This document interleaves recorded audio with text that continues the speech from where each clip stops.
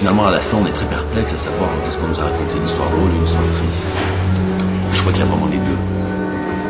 Il y a vraiment les deux et c'est vraiment écrit comme ça.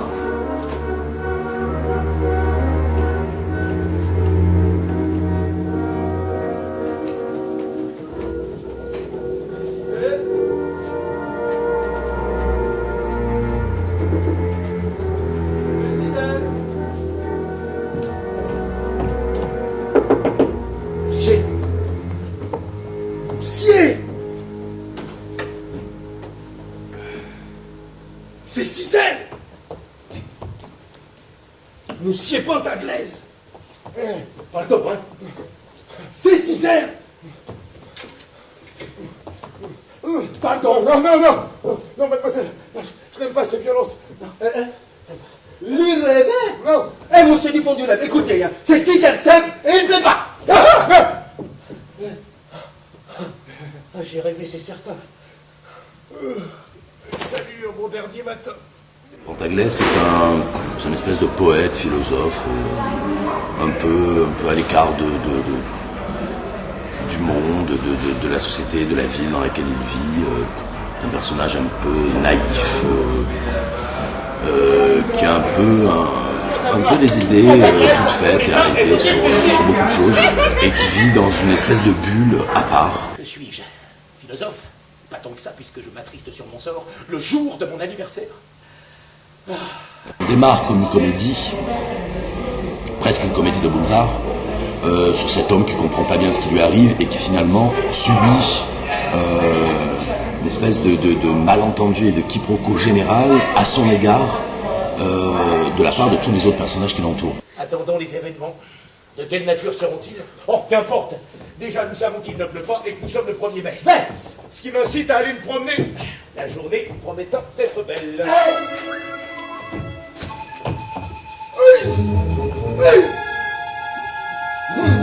Monsieur! Pourquoi te dire qu'il fallait tout le balai, c'est déjà une idée.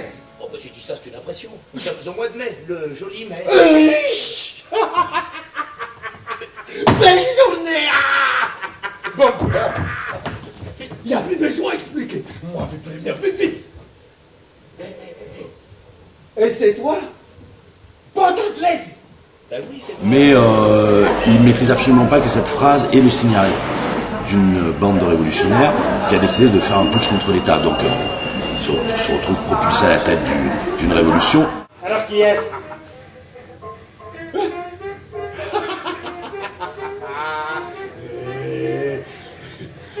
Un imbécile! Alors c'est quoi l'imbécile? Peut-être. Oui, c'est moi l'imbécile.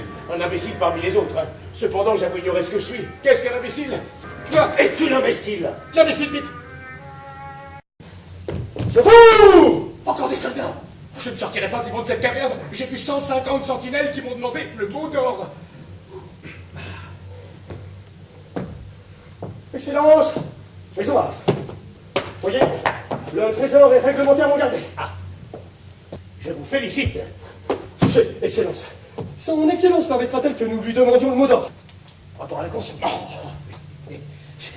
Je vous répondrai ce que j'ai dit à vos sentinelles. Je vous répondrai sans autre forme. Allez au diable, général. J'y vais, Excellence. Non mais rien de presse. C'est une sorte de héros. Un héros un peu spécial. Puisqu'en fait c'est un anti-héros. C'est-à-dire il devient héros au cours de la pièce sans même s'en rendre compte, sans même réaliser.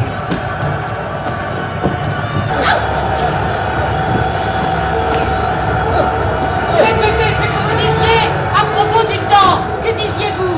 Je disais quelle belle journée. Ne croyons pas si bien dire. Tu parles d'or? Viens! Pardon, mademoiselle, je suis innocent. Viens, tu es un surhomme. Tu es grand, tu es admirable. Vraiment? Je t'aime! Mademoiselle, vous m'aimez? Mais c'est pas des blagues à faire. Dans la pièce, Pantaglaise tombe amoureux d'une fille. Enfin, croit à l'amour, découvre l'amour avec une des révolutionnaires. Je ne te connais pas. Non.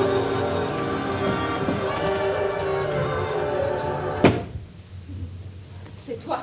Oui. Celui Lequel? Qui es-tu? Peu importe. L'irrémédiable est accompli et c'est par toi qu'il le fut. Qui que tu sois. Tu as sauvé l'humanité par une phrase. Cela importe seul.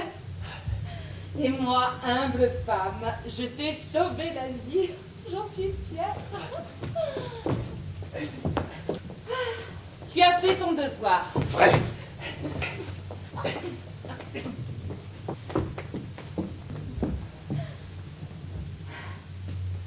Je te dirais... Quoi? Que je t'aime. Sûr? Oui. Et toi m'aimes-tu? Oui, je... tu m'aimes. Nous nous aimons tous, puisque nous entrons dans une époque d'amour. Alors on se couche. Le style utilisé pour raconter Pentagnès, pour raconter l'histoire, c'est le polar. C'est le film noir des années 50, le cinéma d'Hitchcock par exemple, ou Brasil de Terry Gilliam, qui, pareil, est sur un fond polar noir pour raconter une comédie, et les deux se confrontent. On avait tout ça nous en tête, ça a été une base de travail, quoi, une matière, pour pouvoir raconter cette histoire selon ce style-là, qui est un style en plus très, très précis, c'est-à-dire à la fois dans la musique, à la fois dans la lumière, à la fois dans les costumes et à la fois dans la construction, puisque nous on a un petit peu déconstruit le texte, on commence par la fin, enfin, on fait un flashback, donc on utilise vraiment tout le style du polar des années 50 pour pouvoir raconter cette histoire. Mais vraiment dans un but bien précis qui est, d'abord ça rejoint le théâtre populaire, pour moi, pour raconter une histoire grave. Je sais que par exemple quand les adolescents ou les gamins viennent voir la pièce, quand ils en sortent, ils disent souvent je ne sais pas si on a vu un film ou une pièce de théâtre. Moi je prends ça comme un compliment. Parce que c'est difficile de faire venir une nouvelle génération au théâtre. Et que quand ils sont surpris en se disant ouais, on peut faire ça au théâtre. On ne savait pas qu'on pouvait faire ça au théâtre. Parce qu'ils ont l'habitude de le voir à la télé ou au cinéma. En même temps, je me dis, derrière ça, on a raconté une histoire. On leur a raconté une histoire.